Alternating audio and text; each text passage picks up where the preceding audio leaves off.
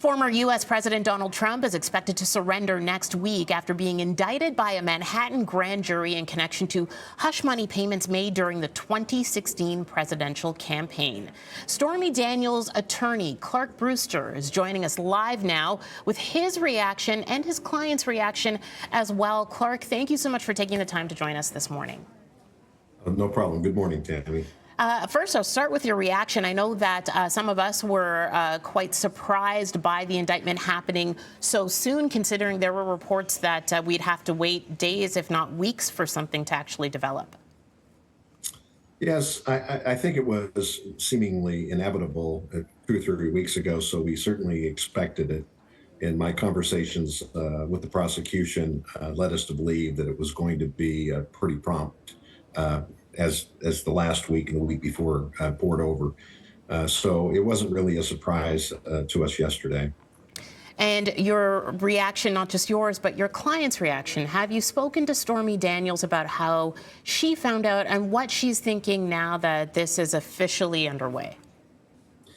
Well, yes, I actually called her, and she just got in from riding horses. I mean, she's an equestrian. She came in and her phone had blown up, and she called me, and I was the first to tell her.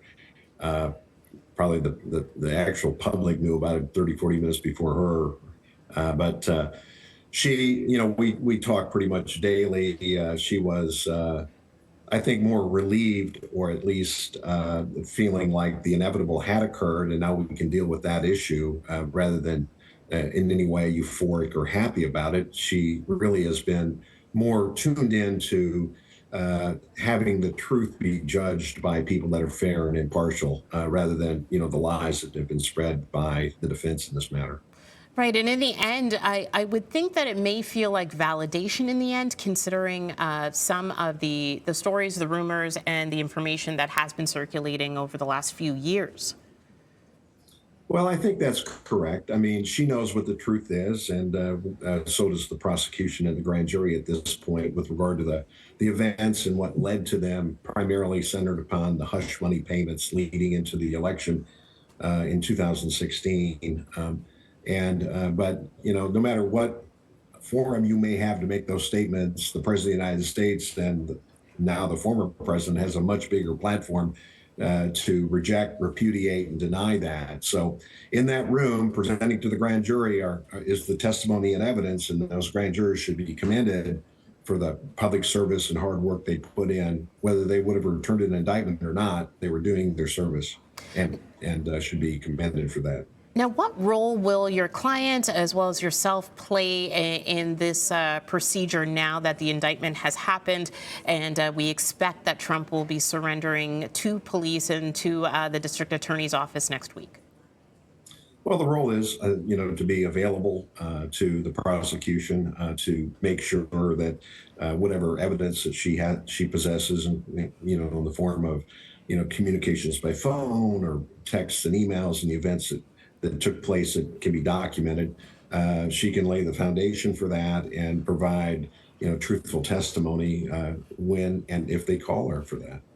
And at this point, I know we don't have much detail when it comes to the exact charges that are set to be laid, although sources telling CNN that there appears to be about 30 business fraud charges that will be laid sometime next week once the president surrenders.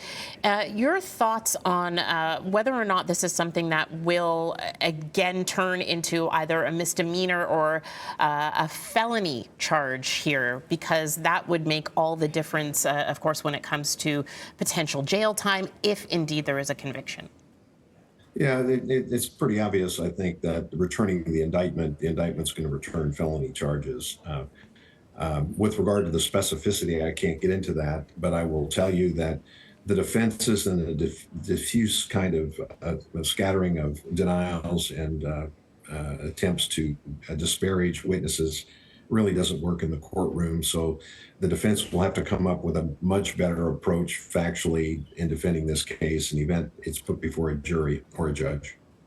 Okay, so we'll see next week, of course, when this comes about. This surrender really is the next step in this entire procedure. Everyone, the world, watching as we see whether or not Donald Trump will be surrendering on Tuesday after this indictment.